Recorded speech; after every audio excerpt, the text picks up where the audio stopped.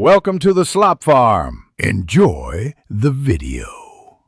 You begin by getting both devices ready. Put the Samsung phone and the smart TV on the same Wi-Fi network and open the TV's screen mirror input. Once done, pull down your phone's quick panel and tap Smart View or Screen Mirroring. This initiates discovery.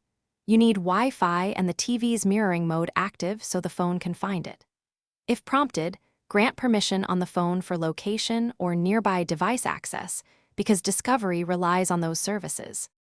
You'll now select the TV from the detected devices list on your Samsung. Tap the TV name, then watch the TV for a connection prompt, accept it there, and enter the PIN if the TV shows one. Once connected, make sure to adjust orientation and aspect ratio on the phone if content looks cropped. Also, choose audio output, phone or TV. These tweaks matter because different apps and TVs handle scaling and sound routing differently, so adjust until the picture and audio match your expectation. To finish, stop mirroring from the quick panel on your phone or select a different input on the TV. That cleanly ends the session. If you encounter lag, pixelation, or dropouts, restart the router, move devices closer, and close background apps on the phone because bandwidth and CPU matter. That usually fixes it.